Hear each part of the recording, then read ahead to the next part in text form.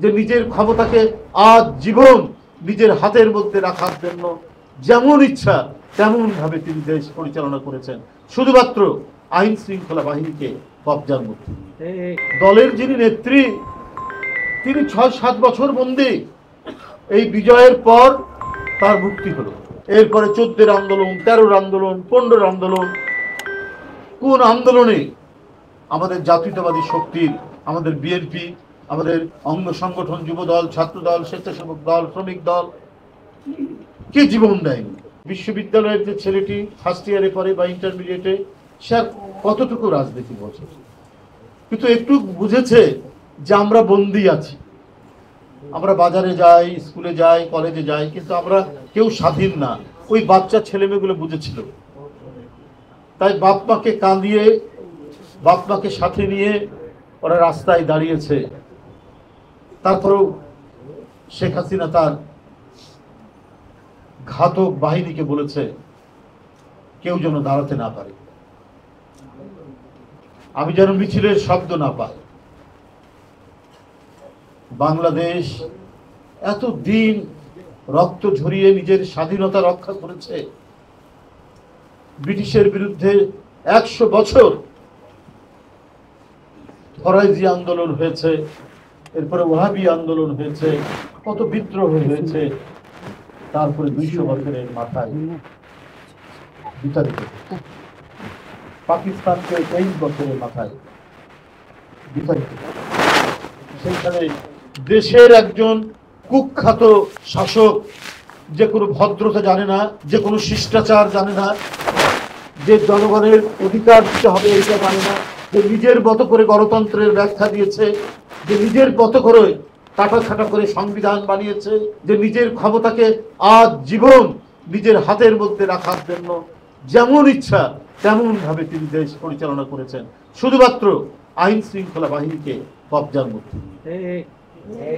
কিন্তু এই সমস্ত গণশত্রুরা কখনো টিকতে পারে না। জনগণ যখন ধেয়ে আসে, দেখা মাত্র গুলি চালানোর নির্দেশ দিয়েছিলেন না শেখ হাসিনা?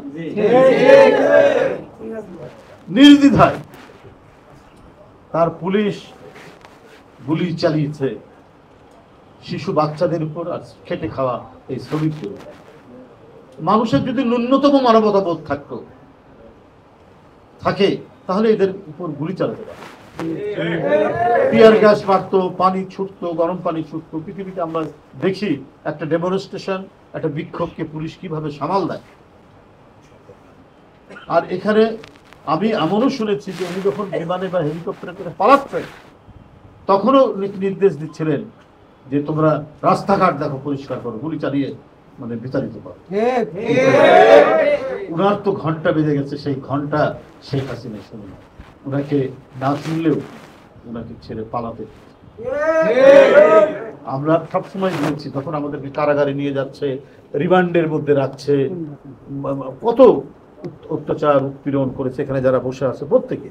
এবং শেষ দিন পর্যন্ত, যেদিন বিজয় হচ্ছে তার আগের দিন পর্যন্ত আমি, শিমুল ভাই এবং আমাদের আরো সহকর্মী আমরা রিমান্ডে ছিলাম। আমরা শুধু কারাগারে না, আমরা রিমান্ডে ছিলাম, যেখানে অনেকটা টর্চার করা হয় শারীরিকভাবে। আমরা নানাভাবেই তাদের সেই শারীরিক অত্যাচার, তো এই পরিস্থিতি। সুতরাং এটা হচ্ছে জনগণের অর্জন। আর এই ক্ষেত্র প্রস্তুত করতে আমাদেরকে 2009 সাল থেকে বিশেষ করে বাংলাদেশ জাতীয়তাবাদী দল এবং আরো অনেক সম্ভাবনা দল, জাতীয়তাবাদী দল সবচেয়ে বেশি অবদান সৃষ্টি করেনি। দলের যিনি নেত্রী তিনি 6-7 বছর বন্দী। এই বিজয়ের পর তার মুক্তি হলো। এটা কি একটা বড় অবদান নয়? ইলিয়াস আলীকে গুম করার পরে লক্ষ্মীপুর আর চাঁদপুরে দুজন 4জন তো হত্যা। এরপরে 14-এর আন্দোলন, 13-র আন্দোলন, 15-র আন্দোলন, কোন আন্দোলনে আমাদের জাতীয়তাবাদী শক্তির, আমাদের বিএনপি, আমাদের অঙ্গ সংগঠন, যুব দল, ছাত্র দল, স্বেচ্ছাসেবক দল, শ্রমিক দল কে জীবন দেয়নি? 2022 সালের জুলাই থেকে শুরু হয়েছে ভোলাতে আব্দুর রহিমকে হত্যা, সেই 2021 সালের জুলাই থেকে এবং 22শে ডিসেম্বর 2022 20 জন লোক মারা গেছে।